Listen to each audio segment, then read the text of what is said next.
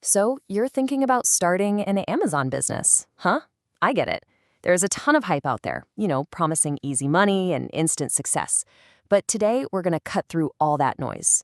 We're going to break down the unspoken truths, the real challenges of launching on Amazon, and focus on the one thing that sinks most new businesses before they even have a chance. Now, this quote, this flips everything you've probably heard completely on its head. So many people, maybe even you, get totally obsessed with finding that one perfect product, right? Believing that's the whole secret. But the reality is, the real killer isn't a bad idea, it's an empty bank account. And that's the core idea we're going to unpack right now. And that leads us right into our first major hurdle, the startup cost fantasy. You've seen the videos, I know you have. The ones claiming you can get this whole thing off the ground for just a few $100s. Well, those numbers are frankly wildly unrealistic, and they set people up for failure from day one. It's the big question, isn't it? What does it actually cost? Because without a realistic number, you're not building a business plan. You're just guessing. And let me tell you, guessing with your life savings is a terrible, terrible strategy. Okay, this is where the fantasy gets a big dose of reality. It's not just the cost of making your product. You've got shipping, import taxes, Amazon's own fees, and a super important advertising budget just to get people to see your stuff. But look at that last one, the cash buffer. That's the safety net that almost everyone forgets about. And honestly, it's often the single thing that separates the businesses that make it from the ones that don't. You can really fall into two different traps here. If you start too lean, you'll run out of stock or add money right when you're starting to get some traction. Your business just stalls. But overspending because you're excited, that can be just as deadly. It causes you to panic when sales aren't sledding in on day one. The real goal isn't to be cheap or a big spender. It's to be strategic. You're aiming for controlled exposure. And this whole financial planning thing leads directly into our second huge misconception, what I call the profit margin illusion. This is that gut-wrenching moment when your spreadsheet says you're making money, but you look at your bank account and it's telling a very different story. Listen, if you take one thing away today, let it be this. Profit on paper is not cash in the bank. Your spreadsheet can show this beautiful, amazing profit. But if the actual cash isn't there to pay your bills, to pay your suppliers, to run more ads, you're pretty much out of business. So you do all your calculations, you run the numbers, and you land on this nice, healthy-looking 20% profit margin. It looks great, doesn't it? You're thinking for every $100 in sales, $20 is yours to keep. Simple. But here's the thing. That's where the illusion kicks in. That 20%, that's just a starting point. It's not the finish line. It's the absolute best-case scenario before the realities of actually running a business start taking their cut. But then the profit eaters show up to the party. You've got your ad costs to even get the sales in the first place.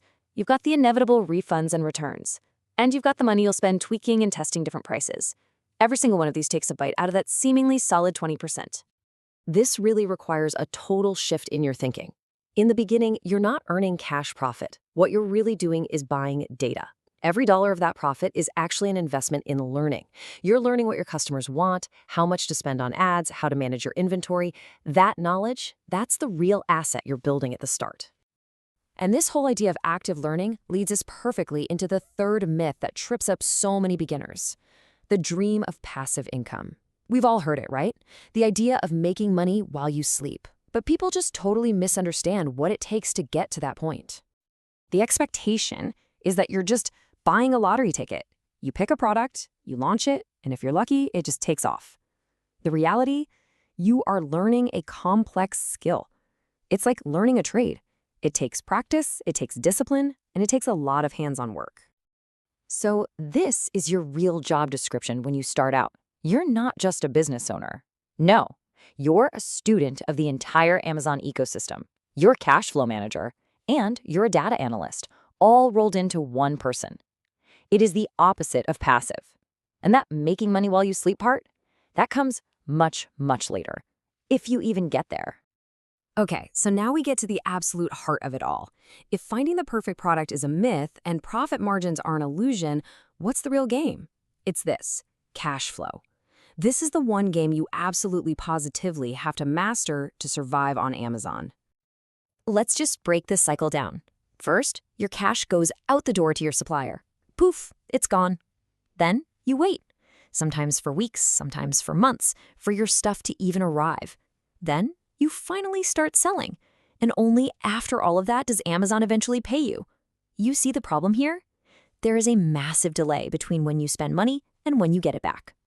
That gap, that is the danger zone. It's a cash flow black hole where all your money is just tied up. It's on a boat, or it's in a warehouse, or it's just waiting for Amazon's payout. If you don't have enough cash in reserve to survive this gap, your business basically suffocates. And look, let's be blunt about this. When a business fails because of this cash gap, it's not bad luck. It's not Amazon being unfair. It is a failure to plan for the basic mechanics of how this business model works. It's entirely predictable, which means it is entirely preventable.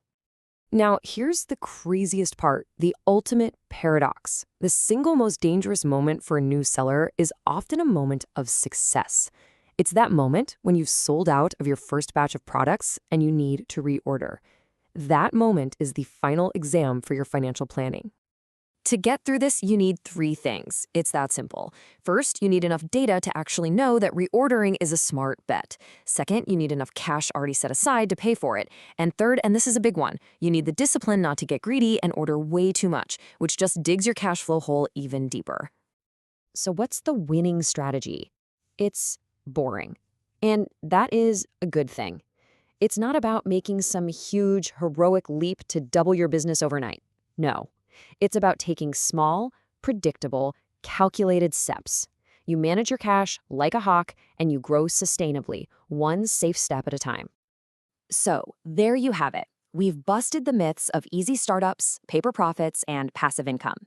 We've shown that the real game, the one that truly determines whether you win or lose, is all about cash flow. So the question for you now isn't about finding some magic product. It's about whether you have the discipline to manage your money correctly. The question is, are you ready to play the real game?